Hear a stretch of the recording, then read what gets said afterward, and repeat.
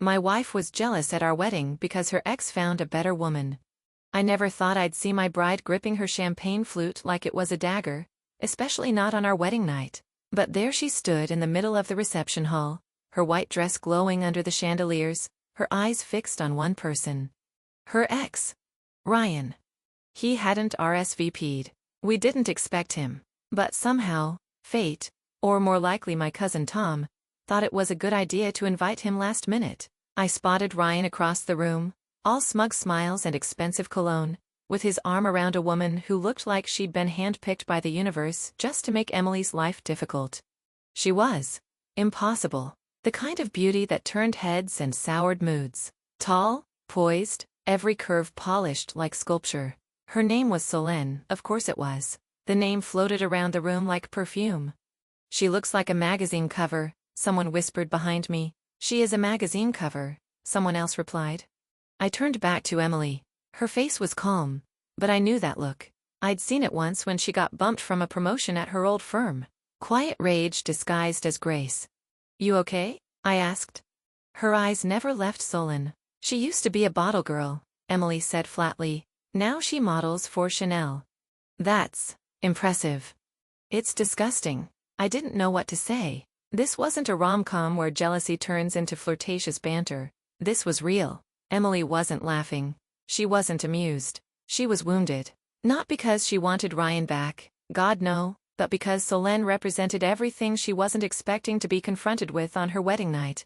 Someone who got over her ex better than she had. They look happy, she muttered. I grabbed her hand. And what are we?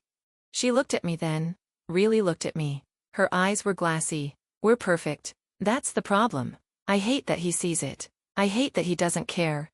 Emily, I said softly, you don't need to prove anything. But she wasn't listening. Not to me. Not to the music. She was already walking across the floor in those painful designer heels, straight toward Ryan and Solène. I followed. Because what else does a groom do when his bride is about to throw a grenade into the evening? She stopped in front of them, a frozen smile painted on her face. Ryan, she said, didn't expect to see you.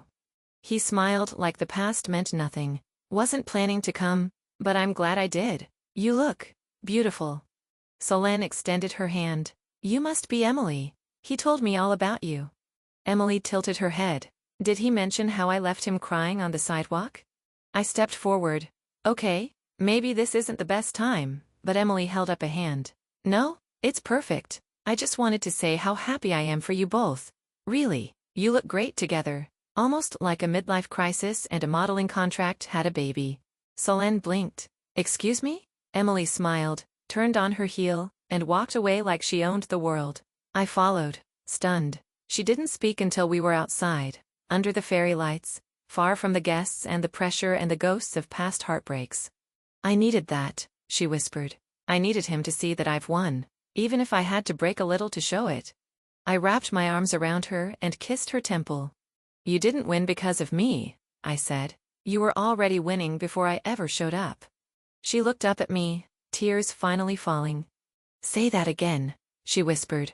You were already winning,